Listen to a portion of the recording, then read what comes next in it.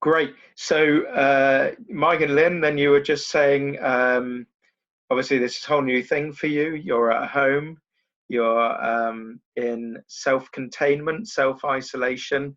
And Mike, we were just chatting before we started recording that this is a new experience, that you're on the kind of isolating phase rather than being the one who's running around looking after other people. So it's a kind of new change for you. Yeah, we were just saying that we feel like usually we're out there being the givers, and now we're being the receivers, which has been a huge blessing. It was really good. We're only on day 4, so only another 82 to go. We're quite happy at the moment.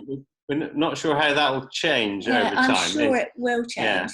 We'll probably get a bit stir crazy at some stage. But at the moment, we've made a plan. We've got a list of things that we can get done. We've got sort of like a routine each day to make sure we're doing certain activities, which include eating properly, nicely and regularly, and exercise and getting outside if we can. And the main thing is communication, is keeping contact with people, and video calls are just the best. Because you don't realise how seeing people's faces and interacting with them. So that's been great. I remember when as I say, it's only day 4, but when we started, and I emailed the Connex group, Chris Hall said, deciding to isolate is a really easy thing to do. The hard thing is going to be doing it, and he's so right. Yeah. Because it does feel like it's easy for us at the moment, and it's the easy way out, and I feel, in a way I feel guilty about it, but nobody is but just perhaps then for people's benefit, just anybody who's watching, like this was a serious thing, wasn't it? You haven't just self-isolated for the sake of it. Lynn, you've really been wrestling with your health, haven't you, in particular? And this is about a crucial decision to keep you well. Yeah. I've been ill with my lung condition, it's probably unstable asthma for 3 months, which has required lots of medication, lots of steroids, and it's still not better yet. So we had to make the decision to self-isolate to protect me, and it's just great that Mike's supporting me. It was a no-brainer, really, in the end. I mean, and several weeks ago, we'd said as soon as there's a confirmed case in Exeter, then we would self-isolate, because it's silly not to. Yeah, and we have been sort of socially distancing ourselves. Like we cancelled trips to the theatre and to hotels and various other events over the last 2 or 3 weeks, really. We didn't have to cancel them as it happened. No, they were cancelled anyway. They have. But day 1, I suddenly I thought, this is going to be great. And then day 1, I suddenly thought, oh gosh, I'm not going to see my children or my grandchildren, not physically see them. So that was like, it was quite hard. And we chatted to them, and they were great, because Toby said, Mum, we'd rather not see you for 4 months, but know that we're going to see you in the autumn, rather than, you come and see us, but then you get really poorly and perhaps even die. So, and they've been great. They've been doing more video calls and putting lots of photos on our WhatsApp group, and so they've been great. And the other thing that's been really great is our church family.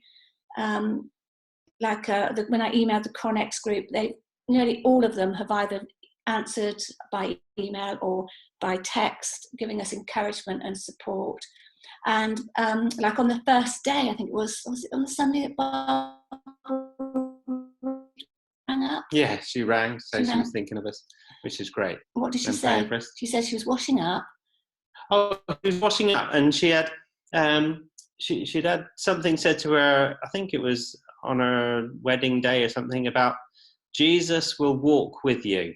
And she just felt that was for us while she was doing the washing up. So she rang up and told us. So that was a great. Isn't that great? Yeah. That's just that's so lovely. It's just people feel I mean, so often I think something pops into my mind. I think, oh, I really ought to tell that person that, and then you don't.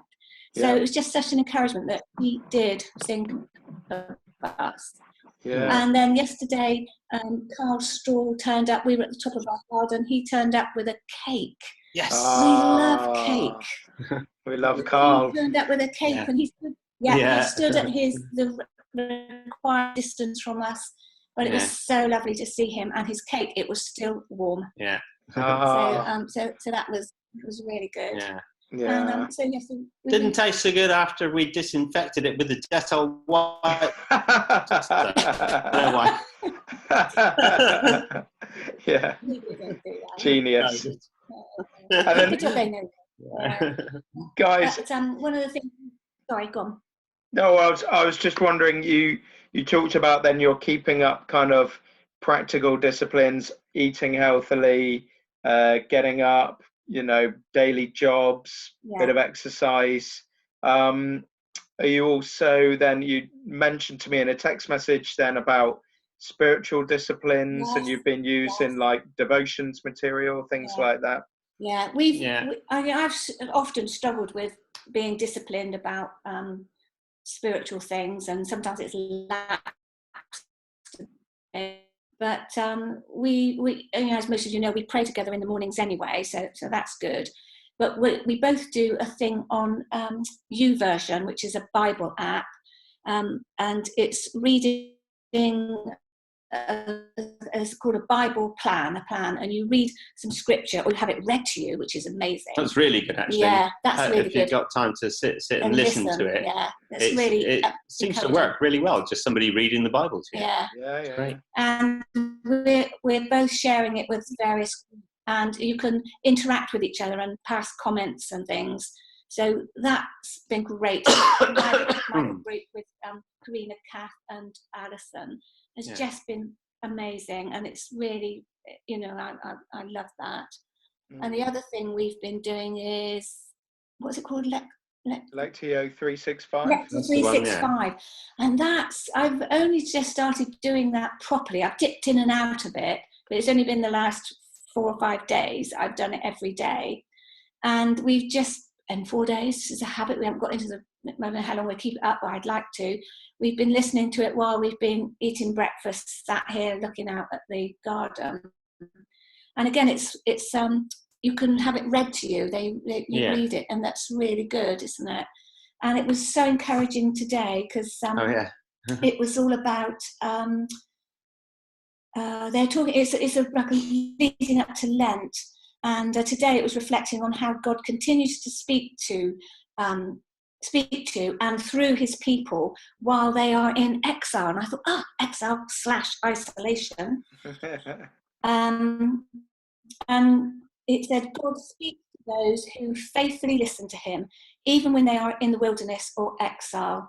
And that was just really encouraging. I really feel like God had his hand on these people who wrote this, because they must have wrote it months ago. And it's just... every day it's been really appropriate to the international global situation at the moment. So I'd really encourage that. And while we were sat here listening to it, I didn't see it, but Mike was looking out on the patio, and there was 3 little birds came out. They don't usually come on the patio, do they? No. They usually stay up at the bird table. But they'd come out and they were sort of pecking away at the seed pods on the daffodils, and they were all very happy flitting around. And I thought, they're not worried. It just reminded me of that verse where Matthew 6:25, do not worry, about what you wear or what you'll eat, and it was very, very encouraging. Encouraging. Yes, it was encouraging, especially as the day before we'd. We've got enough food, but we've run out of like vegetables and dairy products and things like that. I thought, that's okay. My 2 sisters live down the road. They'll be able to pop to the shops for us. But it turns out they're self-isolating, and they couldn't do it to us. And I was thinking, oh, okay. And then Yeah. my sister who works in Sainsbury's said, there's nothing on shelves. The shelves are empty. I think, right, oh, okay. So, And she was going to do shopping for us, but she'll have to shop for Lynn's, for Sarah and the other 3 people that live there. Yeah, and her daughter. Yeah. So that was encouraging first this morning, wasn't it? We don't have to worry about Sainsbury's being empty. It's fine. And we've got someone else to do it for us now. Although we're you know, I'm quite aware though, you know, for us, for at the moment, it's you know, quite easy. But for other people, it's obviously going to be much more difficult. Yeah. We'll bear that in mind. You know, Yeah. if there's anything we can do for other people, we can certainly pray for other people. You know, people if they're, you know, suffering a bit of hardship or whatever. Yeah. Well, this is really good that people are looking out for each other. Yeah. Oh, the other thing, we got a neighbour who don't know very much before. I only just met her a couple of weeks ago. Yeah, she's lived there for 3 or 4 years, and I only met her a couple of weeks ago. Supposed to be doing some work in her kitchen, which isn't going to happen now. But she gave us a note this morning through the door and saying that she'd heard that we were self-isolating, and if there was anything she could do, let her know. So that was lovely. Great. Yeah. That's how people can just encouraging. Yeah. Well, thanks, guys. I think this in itself is an encouragement and blessing at this time, and it's great. Like for the church, we're all just starting a whole new world at the moment. Everything has changed. We're all figuring out life together. So I'm sure there'll be hopefully more testimony like this and more conversations like this. But really appreciate you kind of sharing your story for everyone today. Thank you. Thank you very much. No worries. Yeah, we love our church family. We miss their faces. Video calls are good. All right, I'll stop recording now. I can still say goodbye.